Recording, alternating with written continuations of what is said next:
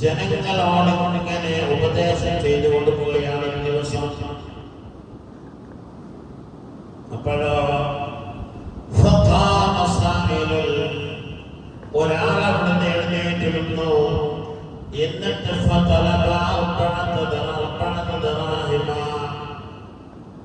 മൻസൂറിനോട് ആ മനുഷ്യൻ 4 ദിർഹം ആവശ്യപ്പെട്ടു. ക്ലാസ് എടുത്തുകൊണ്ടിരിക്കുക ഇഷ്ടംപോലെ അതിലൊരാൾ പറഞ്ഞ്, ഓ മൻസൂർ എന്നവരെ, എനിക്ക് 4 ദിർഹമിന്റെ ആവശ്യമുണ്ട്, നിങ്ങൾ തരുമോ?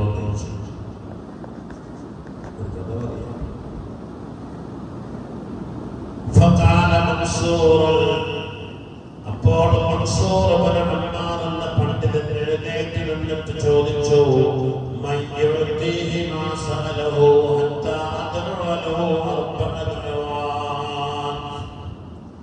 എന്റെ കയ്യിൽ 4 ദിർഹം അദ്ദേഹത്തിന് കൊടുക്കാനില്ല. ഈ സദസ്സിൽ അദ്ദേഹത്തിന് 4 ദിർഹം കൊടുക്കാൻ കഴിവുള്ളവർ ആരാണോ അവർ എഴുന്നേറ്റ് നിൽക്കുക. അയാൾക്ക് വേണ്ടി ഓരോ ദിർഹമിന് പകരം ഓരോ ദുആ ചെയ്തു കൊടുക്കും. ആരുടെ അയാൾക്ക് 4 ദിർഹം കൊടുക്കാൻ? ഒരു ദിർഹമിന് ഒരു ദുആ, നിങ്ങൾ ആവശ്യപ്പെടുന്ന ഒരു ദുആ, അങ്ങനെ 4 ദുആ ചെയ്യും ഞാൻ, അത് കൊടുക്കുന്നവർക്ക്. فكان مملوك الصمد في طرف المسجد. അപ്പോൾ പള്ളിയിൽ നിസ്കരിക്കാൻ വന്ന ഒരു അടിമയായ മനുഷ്യൻ, ഒരു കറുത്ത വർഗത്തിൽപ്പെട്ട നീഗ്രോകാരനായ ഒരു അടിമയാണ്, പള്ളിയുടെ അങ്ങേ മൂലയിൽ ഇരിക്കുന്നു. എല്ലാവരും എഴുന്നേൽക്കുന്നതിന് മുമ്പ് ആ മനുഷ്യൻ എഴുന്നേറ്റ് പറഞ്ഞു, എന്റെ കയ്യിൽ 4 ദിർഹമുണ്ട്, ഞാനത് അദ്ദേഹത്തിന് കൊടുത്തോളാം.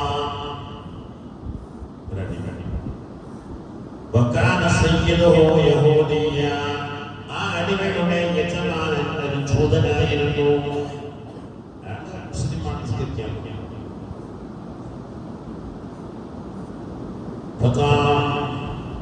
أنا أعطيه 4 دراهم على شرط تدعوني 4 دعوات كما أقول وأريد. ഞാൻ ആവശ്യപ്പെടുന്ന 4 കാര്യങ്ങൾക്ക് വേണ്ടി നിങ്ങൾ എനിക്ക് ദുആ ചെയ്തു തരികയാണെങ്കിൽ നിങ്ങൾ പറഞ്ഞ 4 ദിർഹം കൊടുക്കാൻ ഞാൻ തയ്യാറാണ്. മൻസൂർ പറഞ്ഞു, ആയിക്കോട്ടെ, എങ്കിൽ 4 ദിർഹം കൊടുക്ക്. അദ്ദേഹത്തിന്റെ കയ്യിലുള്ള 4 ദിർഹം ഈ മനുഷ്യന് കൊണ്ടുവന്ന് കൊടുത്തു.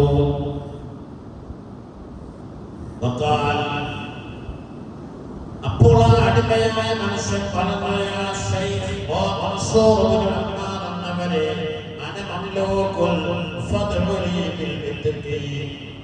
ഞാനൊരു അടിമയാണ്, ഈ അടിമത്വത്തിൽ നിന്നും മോചനം ലഭിക്കാൻ നിങ്ങൾ എനിക്ക് വേണ്ടി ദുആ ചെയ്യൂ.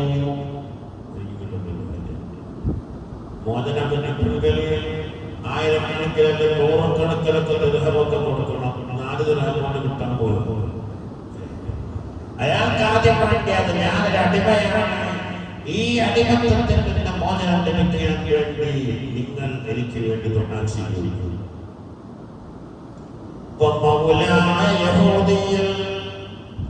എന്റെ യജമാനൻ ജൂതനായ മനുഷ്യനാണ്, അദ്ദേഹം മുസ്ലിമായി കിട്ടാൻ നിങ്ങൾ ദുആ ചെയ്യണം.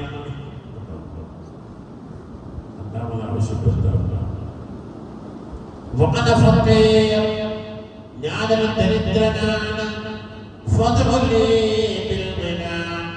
ഞാനൊരു ഐശ്വര്യവാനാവാൻ, ഒരു പണക്കാരനാവാൻ നിങ്ങൾ എനിക്ക് വേണ്ടി ദുആ ചെയ്യണം.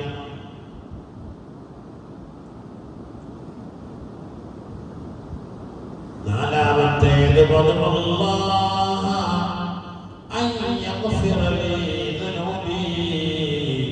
എന്റെ ജീവിതത്തിൽ ചെയ്തു പോയ തെറ്റുകൾ പൊറുക്കപ്പെടാൻ എനിക്ക് വേണ്ടി നിങ്ങൾ അല്ലാഹുവിനോട് ദുആ ചെയ്യണം. ഈ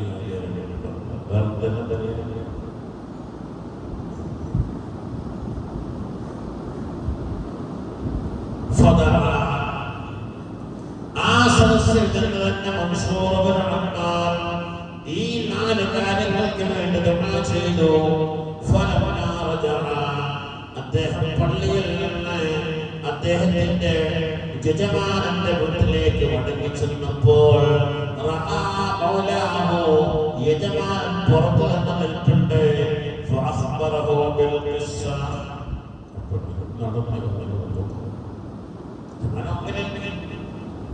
ഇന്ന് പള്ളിയിൽ ഇങ്ങനെ ഒരു അത്ഭുതമുണ്ടായി. എന്റെ കയ്യിൽ 4 ദിർഹമുണ്ടായിരുന്നു, ഞാനത് കൊടുത്തു.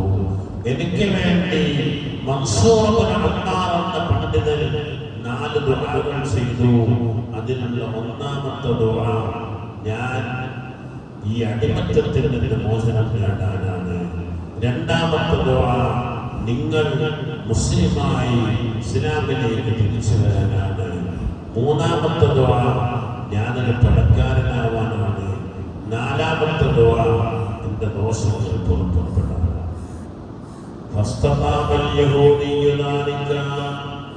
ഇത് കേട്ടപ്പോൾ ജൂതനായ മനുഷ്യന്റെ ഈ മനുഷ്യനോട് വല്ലാത്തൊരു സ്നേഹം തോന്നി.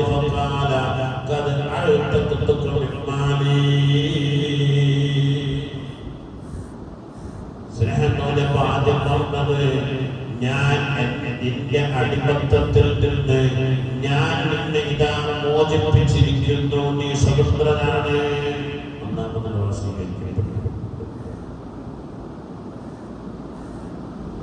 وإلى الله كنت مولاك فأنت اليوم مولاي فقال أشهد أن لا إله إلا الله وأشهد أن محمدا عبده ورسوله وقد شاركتك في جميع مالي.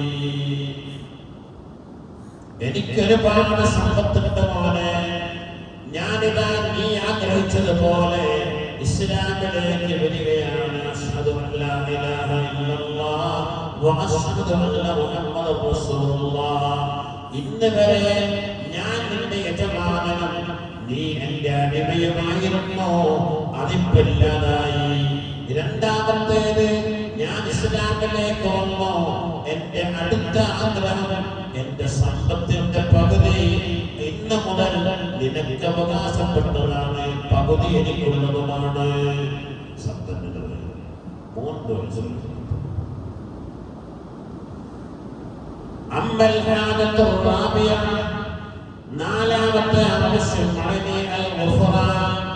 ദോഷങ്ങൾ പൊറുക്കപ്പെടാൻ ദുആ ചെയ്തിട്ടുണ്ടല്ലോ.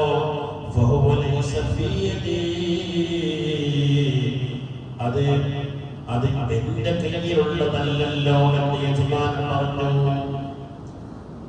എന്നെ ഇതൊക്കെ ചെയ്തത് അതിന്റെ അധികാരം, ഞാൻ മുസ്ലിമായ അതിന്റെ അധികാരം, എന്റെ സമ്പത്തിന്റെ പകുതി എനിക്ക് തന്നോ, അതും എന്റെ അധികാരം. പക്ഷേ നിന്റെ ദോഷങ്ങൾ പൊറുക്കപ്പെടാനുള്ള അധികാരം എനിക്കില്ല.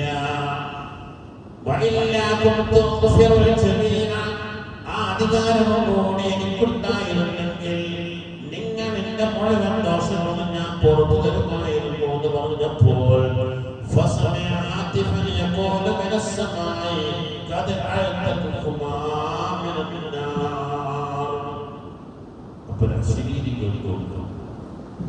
നിങ്ങൾ രണ്ടാളെയും ഞാൻ നരകമോചിതരാക്കിയിരിക്കുന്നു.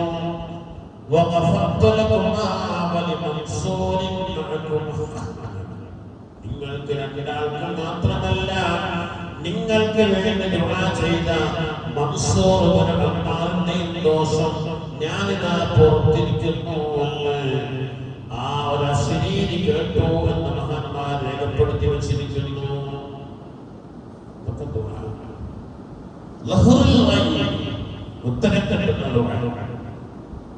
ഇങ്ങനെ ആളെ ഇരുത്തിയിട്ട് ദുആ ചെയ്യുന്നതിനേക്കാൾ ഉത്തരം ആളില്ലാത്തപ്പോൾ അവർക്ക് വേണ്ടി ദുആ ചെയ്യണം. എന്നിട്ട്